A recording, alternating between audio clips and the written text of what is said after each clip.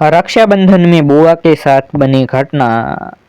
रक्षाबंधन का त्योहार पास आते ही मुझे सबसे ज्यादा जमशेदपुर वाली बुआ जी की राखी के कुरियर का इंतजार रहता था। कितना बड़ा पार्सल भेजती थी बुआ जी। तरह तरह के विदेशी ब्रांड वाले चॉकलेट्स, गेम्स, मेरे लिए कलरफुल ड्रेस, मम्मी के लिए साड़ी, पापा जी के लिए कोई ब्रांडेड शर्ट। इस बार भी बहुत सारा सामान भेजा था उन्होंने। पटना और रामगढ़ वाली दोनों बुआ जी ने भी रंग बिरंगी राखियों के साथ बहुत सारे गिफ्ट भेजे थे। बस रोहतास वाली जया बुआ की राखी हर साल की तरह एक साधारण से लिफाफे में आई थी। 5 राखियां, कागज के टुकड़े में लपेटे हुए रोली चावल और 50 का एक नोट। मम्मी ने चारों बुआ जी के पैकेट डाइनिंग टेबल पर रख दिए थे ताकि पापा ऑफिस से लौटकर एक नज़र अपनी बहनों की भेजी राखियों और तोहफे देख ले। पापा रोज की तरह आते ही टी टेबल पर लंच बॉक्स का थैला और लैपटॉप की बैग रखकर सोफे पर पसर गए थे। चारों दीदी की राखियां आ गई है। मम्मी ने पापा के लिए किचन में चाय चढ़ाते हुए आवाज लगाई थी, जया का लिफाफा दिखाना जरा। पापा जया बुआ की राखी का सबसे ज्यादा इंतजार करते थे और सबसे पहले उन्हीं की भेजी राखी कलाई में बांधते थे। जया बुआ सारे भाई बहनों में सबसे छोटी थी, पर एक वही थी जिसने विवाह के बाद से शायद कभी सुख नहीं देखा था। विवाह के तुरंत बाद देवर ने सारा व्यापार हड़प कर घर से बेदखल कर दिया था। तब से फूफा जी की मानसिक हालत बहुत अच्छी नहीं थी। मामूली सी नौकरी कर थोड़ा बहुत कमाते थे। बेहद मुश्किल से बुआ घर चलाती थी। इकलौते बेटे शाम को भी मोहल्ले के साधारण से स्कूल में डाल रखा था। बस एक उम्मीद सी लेकर बुआ जी किसी तरह जिए जा रही थी। जिया बुआ के भेजे लिफाफे को देखकर पापा को सोचने लगी थी, गायत्री, इस बार रक्षाबंधन के दिन हम सब सुबह वाली पैसेंजर ट्रेन से जया के घर रोहतास उसे बगैर बताए जाएंगे। जया दीदी के घर। मम्मी तो पापा की बात पर एकदम से चौंक गई थी। आपको पता है न कि उनके घर में कितनी तंगी है। हम 3 लोगों का नाश्ता खाना भी जया दीदी के लिए कितना भारी हो जाएगा। वो कैसे सब कुछ मैनेज कर पाएंगी। पर पापा की खामोशी बता रही थी उन्होंने जया बुआ के घर जाने का मन बना लिया है। और घर में ये सबको पता था कि पापा के निश्चय को बदलना बेहद मुश्किल होता है। रक्षाबंधन के दिन सुबह वाली धनबाद टू डेहरी 1 पैसेंजर से हम सब रोहतास पहुंच गए थे। बुआ के घर के बाहर बने बरामदे में लगी नल के नीचे कपड़े धो रही थी बुआ। बुआ उम्र में सबसे छोटी थी, पर तंग हाली और रोज की चिंता फिक्र ने उसे सबसे उम्रदराज बना दिया था। एकदम पतली दुबली कमजोर सी काया, इतने कम उम्र में चेहरे की त्वचा पर सिलवटें साफ दिख रही थी। बुआ की शादी का फोटो एल्बम मैंने कई बार देखा था। शादी में बुआ की खूबसूरती का कोई जवाब नहीं था। शादी के बाद के 11 वर्षों के परेशानियों ने बुआ जी को कितना बदल दिया था। बेहद पुरानी घसी सी साड़ी में बुआ को दूर से ही पापा मम्मी कुछ क्षण देखे जा रहे थे। पापा की आंखें डबडबा सी गई थी। हम सब पर नजर पड़ते ही बुआ जी एकदम चौंक गई थी। उन्हें समझ नहीं आ रहा था कि वो कैसे और क्या प्रतिक्रिया दे।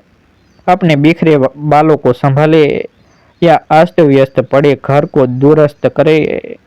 उसके घर तो बरसों से कोई मेहमान नहीं आया था। वो तो जैसे जमाने पहले भूल चुकी थी कि मेहमानों को घर के अंदर आने को कैसे कहा जाता है। बुआ जी के बारे में सब बताते हैं कि बचपन से उन्हें साफ सफाई और सजने संवरने का बेहद शौक रहा था, पर आज दिख रहा था कि अभाव और चिंता कैसे इंसान को अंदर से दीमक की तरह खा जाती है।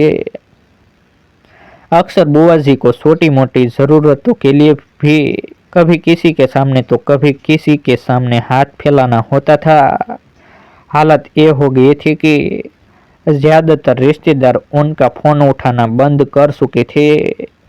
एक बस पापा ही थे जो अपनी सीमित तनख्वाह के बावजूद कुछ न कुछ बुआ को दिया करते थे।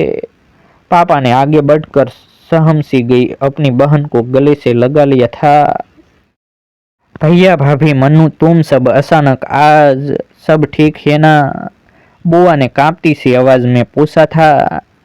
आज वर्षों बाद मन हुआ राखी में तुम्हारे घर आने का, तो बस आ गए हम सब, पापा ने बुआ को सहज करते हुए कहा था। भाभी आओ ना अंदर, मैं चाय नाश्ता लेकर आती हूँ। अपने भैया के पास बैठी थी, मैं चाय नाश्ता लेकर आती हूँ। जया बुआ ने मम्मी के हाथों को अपनी ठंडी हथेलियों में लेते हुए कहा था। जया तुम बस बैठो मेरे पास, चाय नाश्ता गायत्री देख लेगी। हम लोग बुआ जी के घर जाते समय रास्ते में रुक रुक कर बहुत सारी मिठाइयाँ और नमकीन ले गए थे। मम्मी किचन में जाकर सबके लिए प्लेट लगाने लगी थी।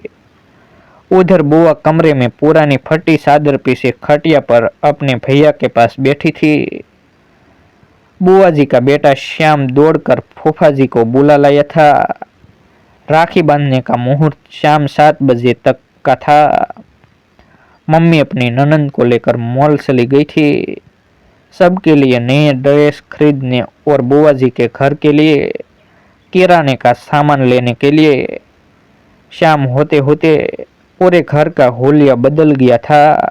नए पर्दे, बिस्तर पर नई चादर, रंग बिरंगे डोरमेट और सारा परिवार नए ड्रेस पहनकर जंग रहा था, जस रहा था। न जाने कितने सालों बाद आज जया बुआ की रसोई का भंडारा घर लबालब भरा हुआ था। धीरे धीरे एक आत्मविश्वास सा लौटता दिख रहा था बुआ के चेहरे पर सच तो ये था कि उसे अभी भी सब कुछ स्वप्न सा लग रहा था। बुआ जी ने थाली में राखियां सजा ली थी, मिठाई का डब्बा रख लिया था। जैसे ही पापा को तिलक करने लगी, पापा ने बुआ को रुकने को कहा। सभी आश्चर्यचकित थे। 10 मिनट रुक जाओ, तुम्हारी दूसरी बहनें भी बस पहुंचने वाली है, पापा ने मुस्कुराते हुए कहा। तो सभी पापा को देखते रह गए। तभी बाहर दरवाजे पर गाड़िया के हॉर्न की आवाज सुनकर बुआ, मम्मी और फूफा जी दौड़कर बाहर आए तो तीनों बुआ का पूरा परिवार सामने था। जया बुआ का घर मेहमानों से खसाखस भर गया था। महाराजगंज वाली नीलम बुआ बताने लगी कि कुछ समय पहले उन्होंने पापा को कहा था कि क्यों न सब मिलकर चारों धाम की यात्रा पर निकलते हैं। बस पापा ने उस दिन तीनों बहनों को फोन किया कि अब 4 धाम की यात्रा का समय आ गया है। पापा की बात पर तीनों बुआ सहमत थी और सब ने तय किया था कि इस बार जया के घर सब जमा होंगे और थोड़े थोड़े पैसे मिलाकर उसकी सहायता करेंगे। जया बुआ तो बस एकटक अपनी बहनों और भाई के परिवार को देखे जा रही थी। कितना बड़ा सरप्राइज दिया था आज सब ने उसे। सारी बहनों से वो गले मिलती जा रही थी। सब ने पापा को राखी बांधी। ऐसा रक्षाबंधन शायद पहली बार था सबके लिए। रात एक बड़े रेस्तरां में हम सभी ने डिनर किया। फिर गप्पे करते जाने कब काफी रात हो चुकी थी। अभी भी जया बुआ ज्यादा बोल नहीं रही थी। वो तो बस 20-20 में सलक आते अपने आंसू पोंछ लेती थी। बीच आंगन में ही सब चादर बिछाकर लेट गए थे। जया बुआ पापा से किसी छोटी बच्ची की तरह चिपकी हुई थी, मानो इस प्यार और दुलार का उसे वर्षों से इंतजार था। बातें करते करते अचानक पापा को बुआ का शरीर एकदम ठंडा सा लगा तो पापा घबरा गए थे। सारे लोग जाग गए पर जया बुआ हमेशा के लिए सो गई थी। पापा की गोद में एक बच्ची की तरह लेटे लेटे वो विदा हो चुकी।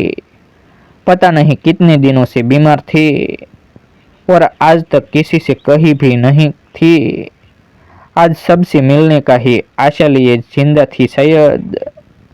ऐसे ही नए नए वीडियो देखने के लिए हमारे यूट्यूब चैनल सब्सक्राइब करें और हैप्पी रक्षाबंधन लिखें।